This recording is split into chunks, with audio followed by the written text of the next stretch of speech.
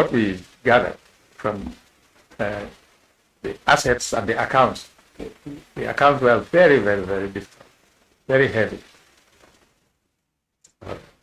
Mr. Jammeh, would you mind to speak on the mic? Yes. Oh, sorry. Yes. Can I get over to you because Very sorry. All right. So yeah, it's interesting you mentioned that there were over 50 personnel. Do you mean staff to the commission? Well, some of them were, when I say staff to the commission, it would mean perhaps that they were paid by us. And that is what I want to emphasize. We had no budget for anybody. All of us, I mean, the commissioners, for instance, were paid through the Attorney General by the accountant, for instance. So the others had, I suppose, different people paying them, maybe Ministry of Finance, maybe the Attorney General, the Ministry of Justice. Sorry. Oh, God, which is the best? Yeah. Sorry. Yeah, sorry, I'm sorry. I hope you are. Yeah, are you hearing now? It's not better now. Sorry. Yeah. I would direct you to the personnel, the recruitment of personnel. Yeah. Who did the recruitment of personnel? Okay, for instance, let's take the lead counsel. Lead counsel was assigned quite a number of it. She was, well, counsel to the commission, which is understood. You are the counsel to the committee, so I suppose you understand what you did. But then we are dealing with a huge. It's unbelievable, really, what he had to do. So many subjects all over the place, and the accounts were just tremendous. So we had to gather evidence, of course, not only on Jammeh himself, but his close associates and family members. So obviously, we needed a lot of investigators. And those investigators were handled by the lead counsel.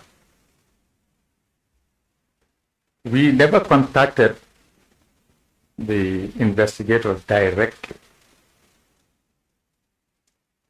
They would come with their investigations, taking statements and so on. I'm sure you all are familiar with it. Then they will, having signed the statements or affidavits or whatever, then they would hand it over to the lead counsel. And then she and the other members, other counsel, would hand over what was relevant to us. That was how it reached us. Now, perhaps if I could kindly stop you there. okay. The committee is mostly interested in the establishment of the commission. Yeah. The inner workings of the commission, we do appreciate that perhaps is the prerogative of the commission, unless it is otherwise you could highlight. However, Mr. Jammeh, if you could guide the committee on the preparation of budgets, especially the startup budget, when the commission just assumed office and started working. Who prepared the startup budget for the running of the commission? The Ministry of Justice. I told you we had no budget whatsoever. I think that was one of the first things Indeed, you did. First things I said. Indeed, you did. I suppose the Minister of Justice would do his budget, and I know, I have to tell you that the draft of the first budget came from the ministry to us, and all of us sat in the ministry's office to have a general discussion on it. But then remember, we were given only 3 months to do to deliver a report, submit a report. 3 months. That's interesting, Mr. JANNEH. Where is it indicated that the committee was given 3 months? Well, the commission rather was given 3 months. I can't remember that, but there is no doubt that we were maybe it's given in the QR. Can you direct us to it? Maybe it's in the QR, but there is no doubt that it was free. That was the expectation of everyone. Maybe it's there in the. Sorry.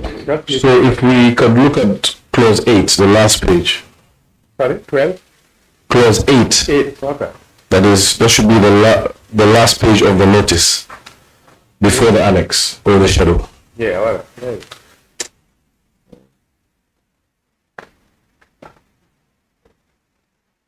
Actually, pardon me, Mr. Jammeh, it's the last page of the document. The very last page of the document. That's page 4, paginated.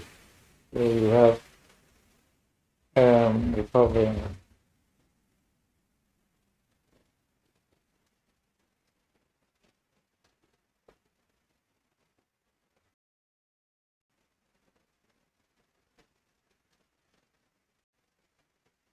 Oh. Well, I do not find it there yet. It clause 8, subclause 1. Do you wish that I read it for you? It's on the very last page of the document. Yeah, I wouldn't be you're holding. surprised at all. I wouldn't be surprised. It's clause 8, is it? Yes, clause 8. Oh. Right. The last thing I have there is clause 6. Yeah, please.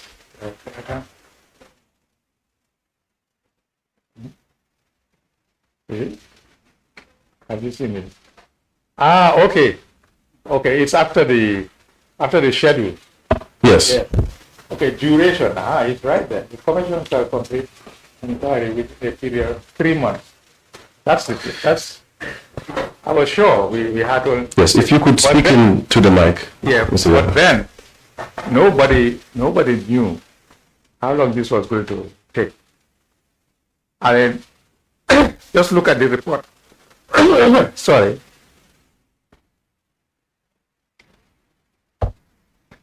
The report consisted of 1,600 pages. And we, the commissioners, assisted by the lead counsel, did the report. Honestly, we didn't hire anybody, as is usual. When you have a big commission, right? Then you had to deal with cattle, land, as far as the assets were concerned. Shares, shareholdings, boats. Oh yes, there were even boats. We dealt with cars. And Thank you, Mr. Jammeh. Thank you. And we divided the assets into 3 categories. This must not be missed at all. Yeah. We had the luxury cars. We were very, very concerned about. By the way, I don't know whether it is true or not, but I read in the newspapers that they discovered about 11 luxury cars at State House, unused, gathering dust. I don't know how true it is, but it may be of interest to you. These were some of the luxury. Thank you. We classify them as luxury cars. These big Benzes are, very highly expensive vehicles. And Bentleys and so on. I remember even one Bentley had, whether you believe it or not, something like a conference table. Okay. All the back steps. I remember it was so clear. Maybe used by the president on the road or something. So these were very luxurious cars. So we put them aside. Then you had the tractors you put aside. Then you had cattle you put aside. Then we had the ordinary cars. Then you had the real properties. The land, that's what we call the landed property. Because real property was a bit technical. So we tended to call them landed properties.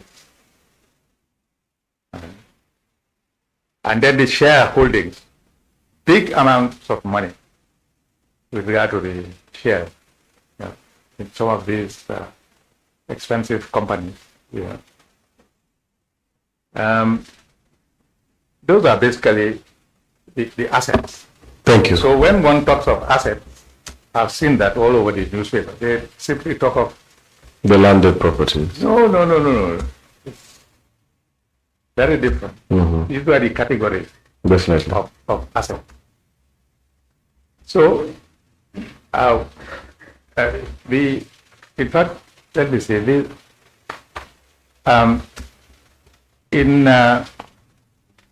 Where is this paper? Because we were still on the people that were employed for the commission. I say for because we didn't have our own budget. Yes, Mr. Jeb, thank you very much. The committee is very interested Yes, there is one thing. in that Just one the thing. component of budget, but Yeah, that is just one important thing. very well. Wanted to show you concerning the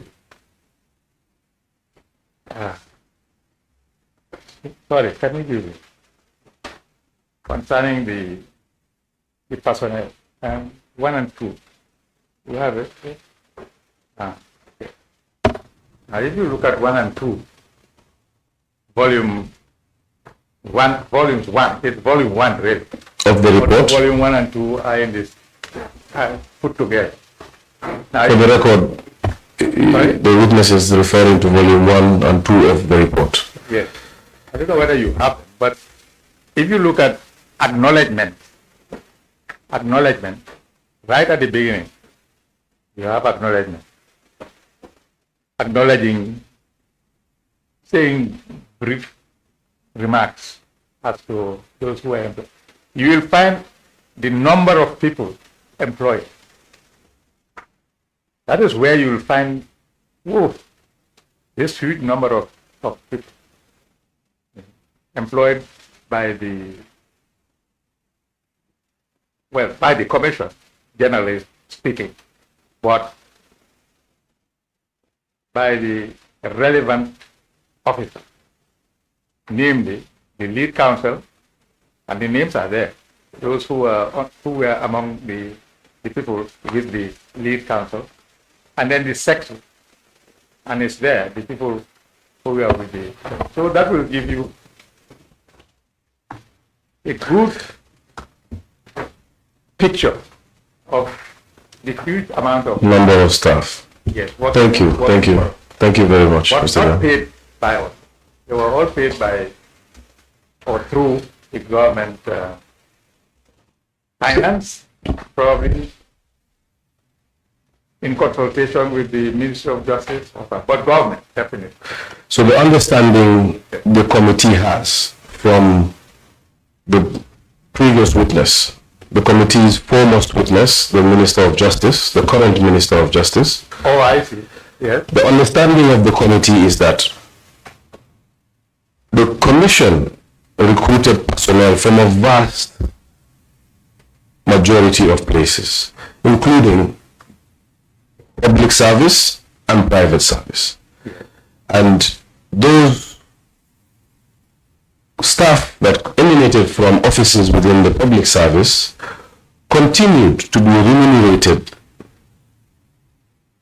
as they were in their original offices when it pertains their salary. However, an additional allowance was attributed to each and every public servant that was a staff of the commission. Can you confirm this? Well, paid by whom? The additional? The allowance paid by the commission. The commission paid allowance? That is the understanding of the committee. I cannot confirm that. It's possible, but I cannot confirm. I think the person who can help on that. Mr. John, if you could kindly speak to the mic. Perhaps if you could draw it closer to you. I think the person who can help on that is the accountant. I told you right from the beginning that we had people who specialize, but I cannot what? No. We never decided that. But in fact, the question to pose is, where would we have got the money? It is the committee's understanding that the commission was subvented through the vote of the Ministry of Justice. I'm not sure whether you understand that. That is public service language. Yes, I was a civil servant years and years ago. Fantastic. But I can tell you that if they did so, then they must have done it internally. Probably the subvention went back to the ministry. So how? I've never ever signed anything to pay out any sum of money from the commission. But I've told you that the budget was controlled by the ministry. So it may well be that they got subvention. So on that note, you mentioned that the budget was controlled by the Ministry of Justice. Their own budget. Indeed. Maybe maybe they got it from the general budget of the country. But we never had a budget.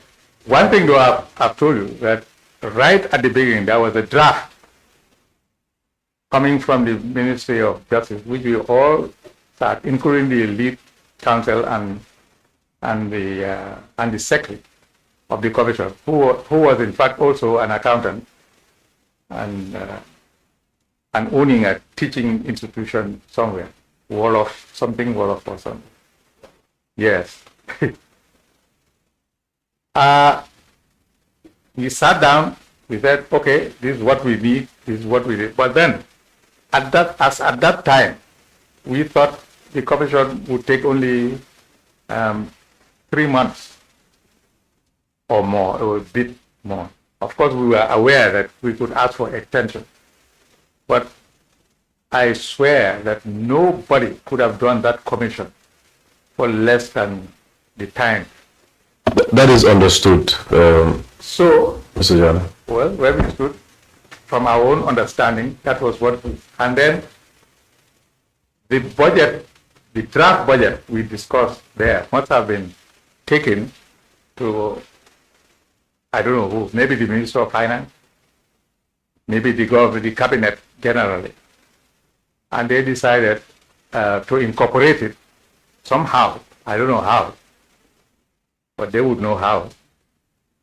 Thank you, Mr. Janeh. I don't know whether they went to Parliament. I don't even know that. But for money to be taken from us and given to somebody else, no. How could we do that, in fact, when we... I've never been aware of that. Thank you. So, Mr. Janeh, you just confirmed that the commissioners, including lead counsel and the secretary, were consulted on a budget, so to speak, for the commission. Oh, isn't that so? That, yeah, the very first... The very first set of budget. There is no doubt about it. So was that for the period of 3 months, or was it for a monthly period? Well, do you recall? I seem to recall for 3 months. For 3 months. Yeah. Fantastic. aside from consultations as with respect to the budget, with respect to the institutional structure of the commission, the organogram of the commission, was that left to the commissioners or secretary, or did the ministry, by extension the government, have a say in that as well? I would like to say that the government would have had something to do with it, because, as you have explained to me, some of the personnel were taken from government service, paid and given, paid their general salaries, but given an allowance. And in fact, I can confirm that a lot of the interpreters and people who did a lot of them were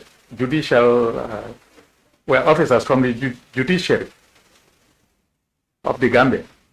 In fact, it would have been impossible for us to proceed without their assistance, because they were experienced and so on, and knew how to take evidence, etc.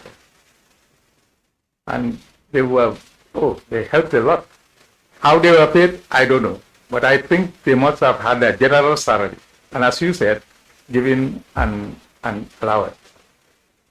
Also, there were non-government officers, like some specialized accountants, like I think those who understood cattle, for instance. I mean, those were under the secretary, of course. Yeah. So, Mr. Janneh, that was how we dealt with it. Brilliant. Yeah. Mr. Janneh, administratively, Yeah. did the commission adopt any practices to safeguard its institutional dependence from external actors such as perhaps the Ministry of Justice or the government at large? Look, I'll tell you one thing. I mean, as far as I am concerned, If you could kindly speak into the mic. sorry, as far as I am concerned, the Minister of Justice, for instance, whilst we were dealing with matters, never contacted, well, I'll speak for myself. I don't know about the other commissioners, but I have a feeling the other commissioners were never contacted by him. I can assure you, as far as I'm concerned, I have never been contacted. I was left to do my thing. However, I remember one letter, written, it is said, by the Secretary General, or for the Secretary General, saying that the cabinet had decided that we were to do so and so. And I rejected it completely. And the letter has been sent. Maybe you have seen the letter. I said they had no right to tell us that they have decided. Indeed, I have seen the letter. I would urge I resisted that totally, to the extent where if they had continued, I would have resigned. Very well. I'm a very independent person. Very well. No matter what anybody says, Very I've well. always been independent. And, well, I believe I've been very, very fair and transparent in my life. Thank you, Mr. Janneh. So these are the examples. In fact, that example is of severe interest to the committee. Yes. However, the committee would like to engage you on that on a different day. All right. For today, we would like to gauge the mind of the commissioners in setting up the commission and what ensued in the beginning stages. Okay. Well, I'll answer any question you pose. Thank you. The staff of the commission, from the answers you have provided today, it seems the commissioners had very little to do with the administration of the commission. Yes, in that regard, yes. So who would be, in your view, the individual responsible for administration?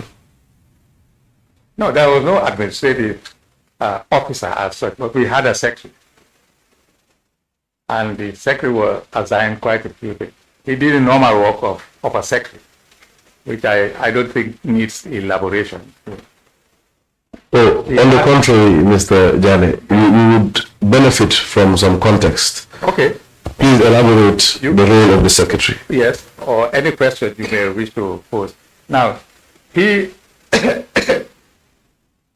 he was the depository, if you like, of the documents of the commission.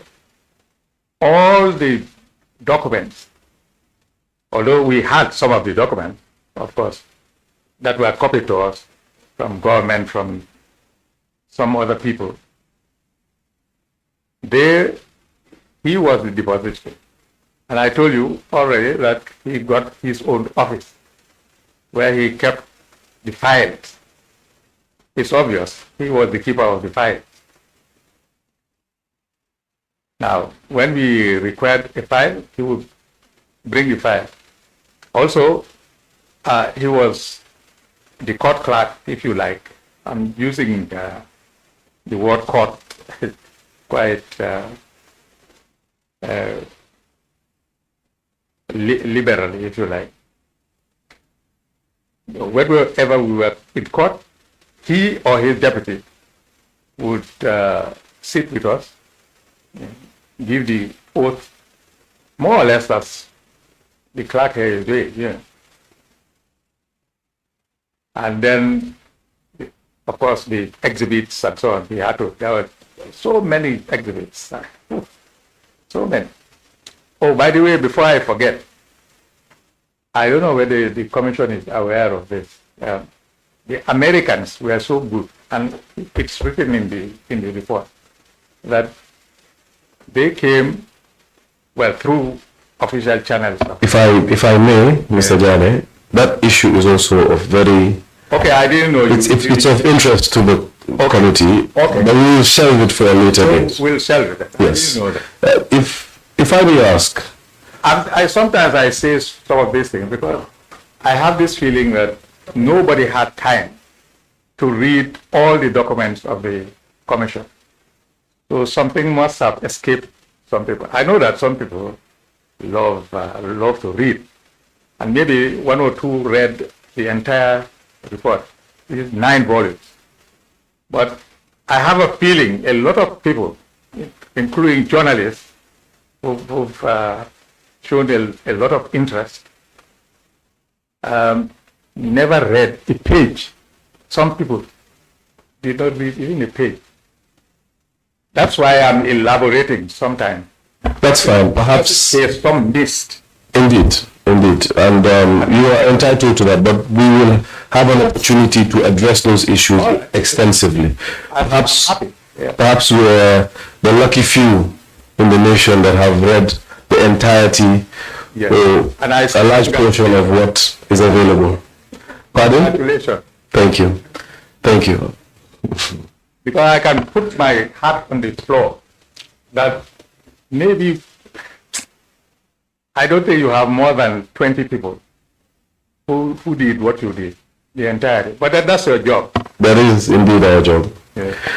Just to stay back, yes, you had mentioned that the role of the secretary was the ordinary role of a secretary as the custodian of the records and yes, duty bound to take minutes and whatnot. Yes. And also he was assigned to sell. We would also get into that. We are also interested in that. Okay. However, looking at the setup of staff, would you say that the rest of the staff supporting the commission were under the secretary reporting lines? Would you say that they would report to the secretary, with the exception of the investigators, which you made clear that reported to lead counsel? Yeah. What about the other staff of the commission?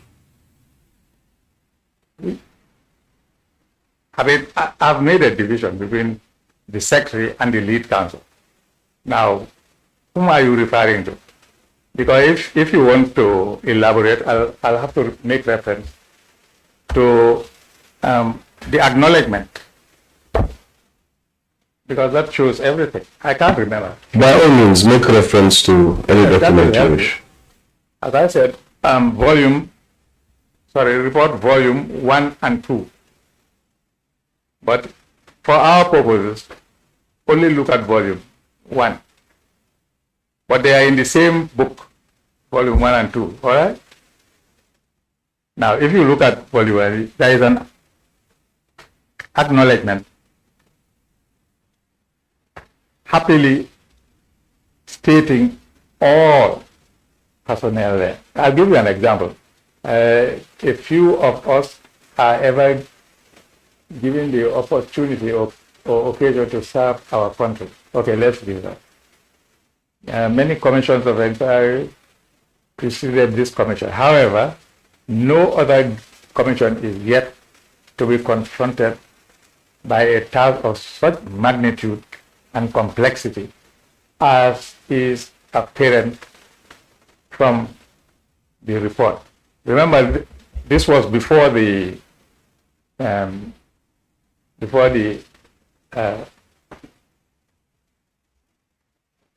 TRRC.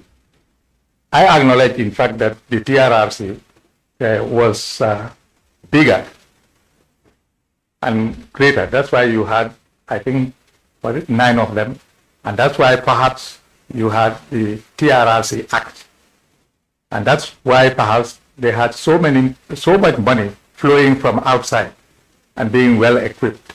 I'm just making a distinction between the two. All right.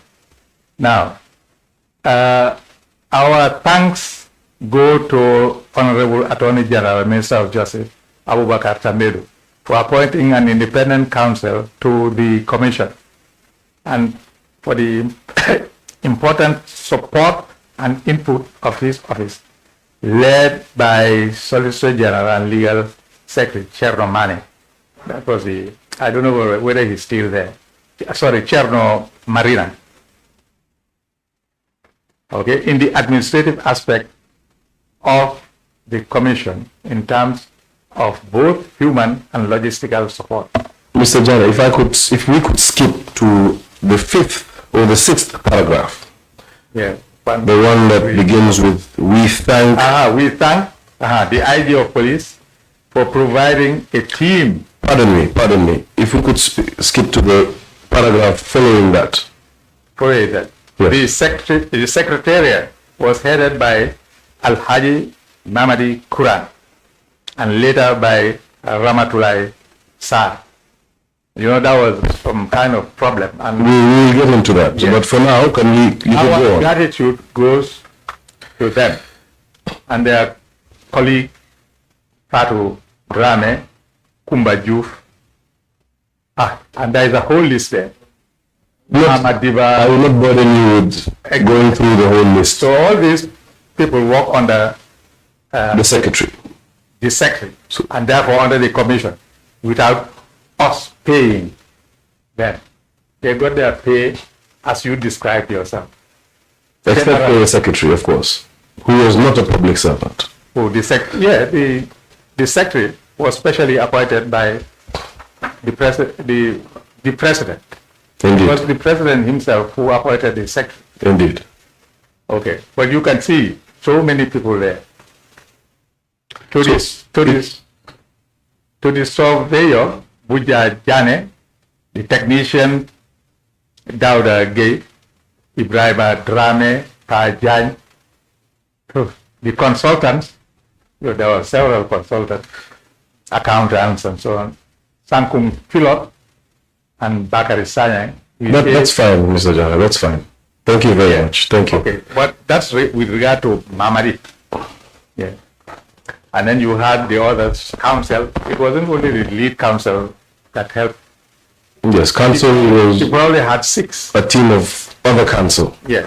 And investigators. Yeah. So what is clear right now is that you had the commissioners. I can identify 3 sections of the commission. Yeah. You had the commissioners. Yeah. You had lead counsel, or rather counsel and investigators reporting to the lead counsel. And then you had the secretariat. headed by the secretary. Yeah. And it is my assumption, please correct me if I'm wrong, that the rest of the staff who were not part of the investigation team or the lead counsel fell under the secretariat. Was that the case? Yeah. Not, I do not want to be absolute on that, because there might have been one or two Sure. that fell under the lead counsel. Well, I can't remember that at this moment, at this Sure. point in time. With regards to the autonomy of the commission, and with specific focus on the staff of the commission, did the commission have full control over its staff? I would say so.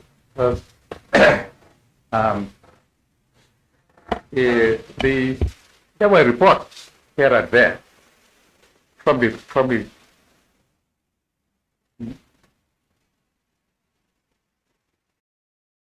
yeah, I said there were reports Sure. once in a while here and there coming from both sides, council and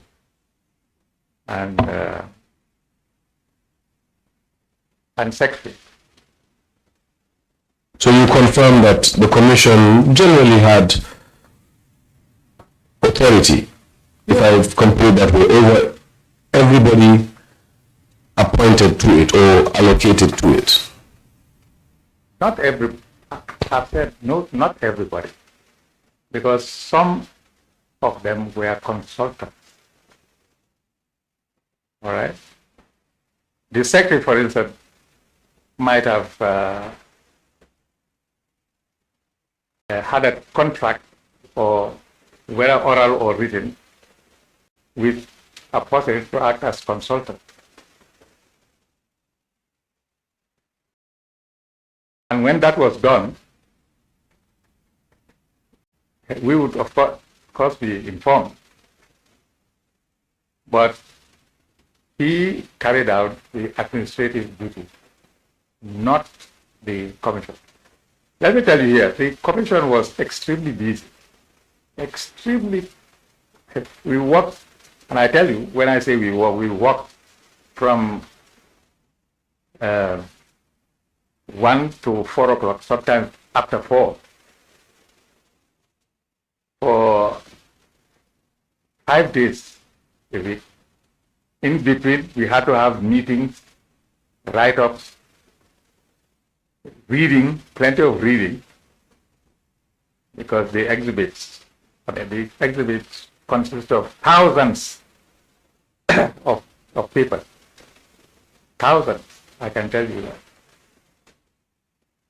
Some exhibits, exhibit 1 maybe 1 piece of paper. Exhibit 2 maybe 30 or more pages. And our eyes had to run through all of them. If it mainly dealt with accounts, then the accountant will lead, naturally.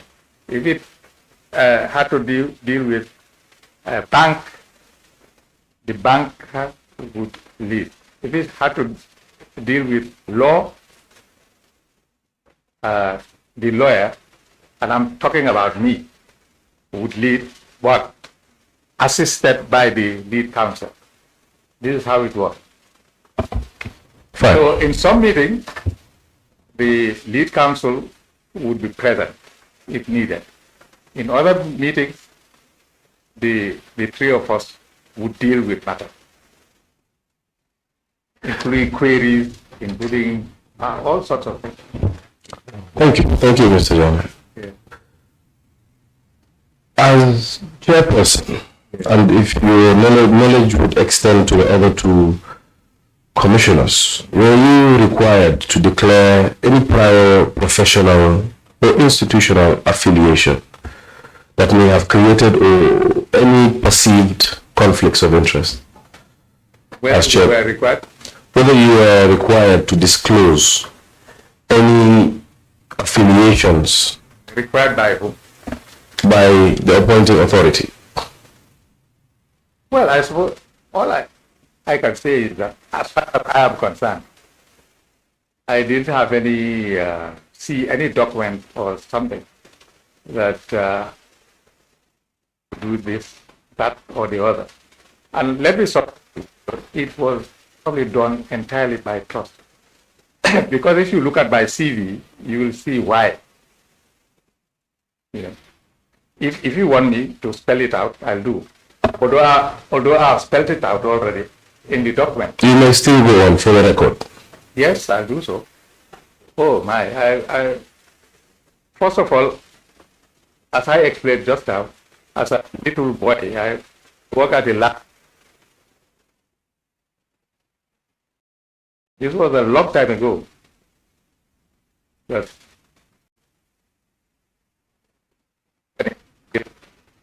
so I'm not talking of this was long before you were born. You see? I was a civil servant. I tell you that. Not only once but twice. I worked at the Crown Law and Lands Office. That was how it was called then. You know, under the Solicitor General who dealt with it. The Solicitor General was Sir Philip Bridges, who later became the Chief Justice of the Gambia, and encouraged me like hell, yeah, with the help of my father, to get into the civil service again. That's how I got into the civil service when I finished my studies. At that time, there was no university here, so I studied in London and South. So, well,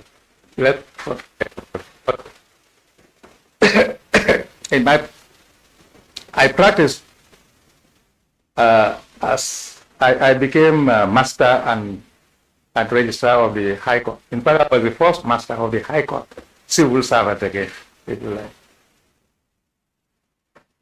Then, after 2 years, having satisfied the sentiments of my father, I decided to go into private practice. And I was in private practice all along until I retired, about 2 years ago. Now, so I believe it rested on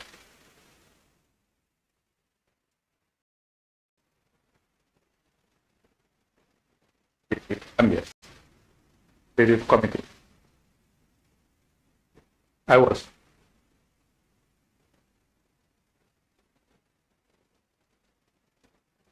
Asking them what they wanted.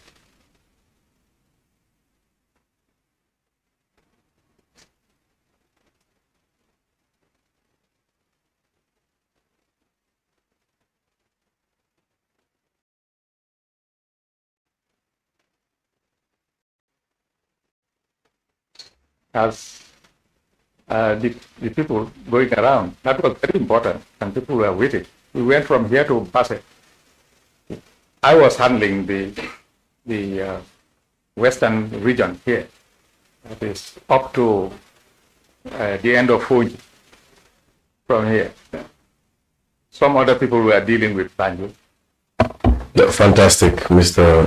Janeh. That is fantastic. Honorable Chair, Yeah. I believe this is a convenient point to take a break for lunch and prayers, if you will. Thank you. Meeting is adjourned for lunch break for a period of 30 minutes, and we'll come back again. Thank you, Mr. Jammeh. Thank We'll break for 30 minutes. Yes, that's We convenient. have lunch for you as well. Sorry? I said we also have lunch for you. Oh, good. Yes. Thank you. Thank you. Thank you, Honorable. Thank you. Meeting adjourned. All right. That will be.